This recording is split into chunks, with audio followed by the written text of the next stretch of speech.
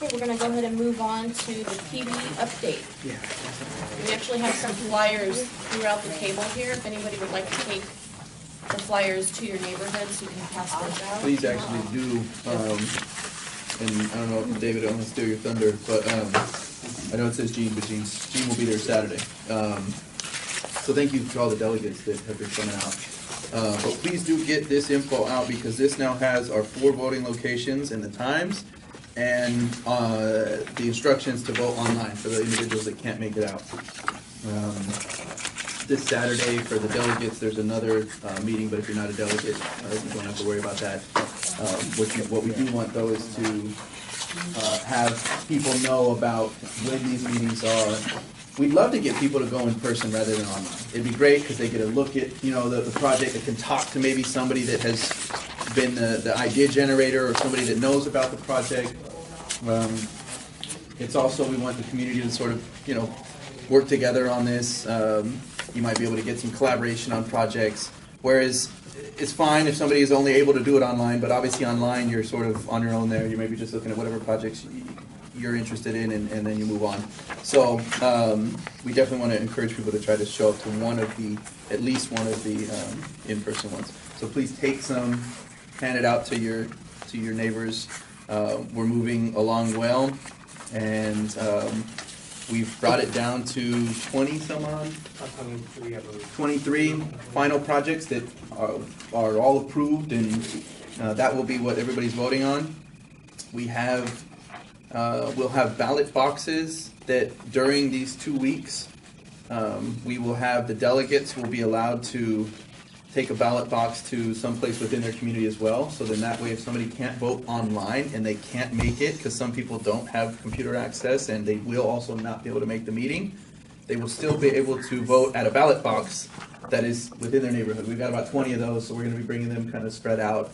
If we have some extras and we need we have a spot where we feel is void, we might reach out to you guys and see if you can take it out. But I think we'll have that base pretty much covered. How do we get the ballots? The ballots will be there with the ballot box. So wherever the ballot box will be, but if you're able to go to one of these, then you'll have that opportunity to just do it there. Okay. Yeah. So, and if you have access online, that's easier than trying to make it to a ballot box. So. Like Raul said, we want to encourage everybody, tell them that it's best to go to these places because you get to see more, you'll get more informed with your votes if you do that too.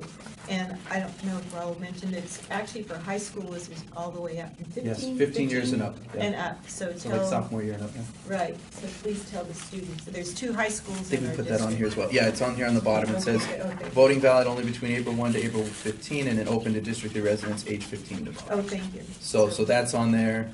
Obviously the amount of money. And I'll save my update on next year's PB for my time.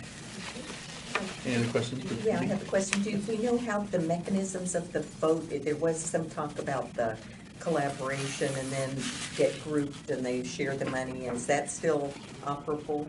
So it will be 100,000 total. So if there's individual? If there's a project that only requires $40,000 to be funded, then we'll go to the next highest vote getting project.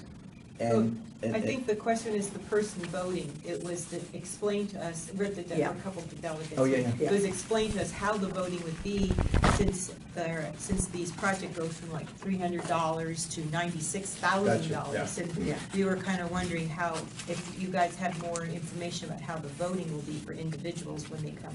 If somebody can vote on multiple projects. Yes. Yeah. Yes. So that actually, in my understanding, has not been vetted out unless Gene can give a better update to the delegates on Saturday. Okay. So by the time you vote, we will have an answer for that. Okay. But we were actually hashing that out with the delegate. Originally, it was going to be just one vote.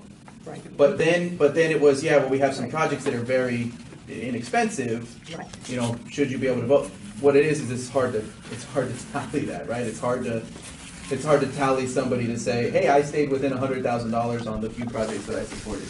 It goes back to kind of, again, that's why we're piloting this, right? To try to figure out the best way to do it. We know we're going to learn some things from it. We will have an answer to that. Yeah, I don't have the latest update, so you probably know as much or more than I do from the last meeting. So now we both know the same. Now we both know the same. That for the budget delegates, they will probably be discussing that in more detail this Saturday, and we'll have a better answer. And everybody will know when you come to vote. Obviously, that stuff will be made apparent to you. So. Any other questions for your council members? I want to say as a delegate, I had a really good time with this project. Normally, I don't have good times with city projects, but this one I did because it was the involvement of the community more so than anything. We had a really good team. I was on the traffic and safety team, and I know that Kay was on the arts, culture and art. So it's really Parks and Rec. Yeah, it was really a fun group of people that we had a good time, and I just, for once, it was a good experience. Yeah, Thank you, that's thank true. the city of San Jose. Thank you. I'm glad to hear that. Black cloud.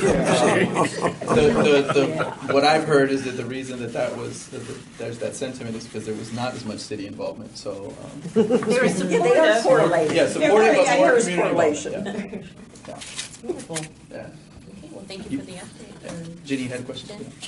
Jen? Since my time was never allowed me to go to these functions, Yeah. although I had worked on this when Sam was presenting this. What are some of the things, I don't want to wait to see all 23, can you give me a few that we're voting on? Yeah, Want me to yeah, give you please, yeah. Well, here- Yeah, here's some our titles. delegates have actually been vetting So- them out, so yeah, go So for it. in our committee, we have Caltrain mural, where Caltrain and Taylor is. We have lending libraries for every neighborhood, one per neighborhood. We have a 3D sidewalk, permanent. I think that's where it looks as if it's three-dimensional and you're going over rapids or something like that. We also have a quilting studio, which has a great big long arm machine, which is really kind of sexy.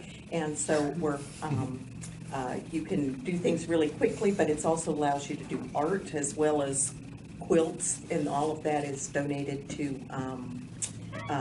shelters and hospitals, et cetera, in the city. So in the district, so there's no charge for doing that. And so that's at one of the community centers. So those are just some of ours. And ours, we were traffic and safety. Ours is portable speeding trailer, because we always talk about how cars are speeding in our neighborhood. But so it's portable speeding trailer that can be used within D3. A number of street lights designated for pedestrian lighting. A few of them are underneath the 87 at San Carlos, 87 at St. John's, the underpass, because it's so dark and dank under there. So there's special lighting there, and also street lights in some streets that were asked for. And that was just a few of them that we have. Sounds good. Interesting, ones too. Yeah. Should be good.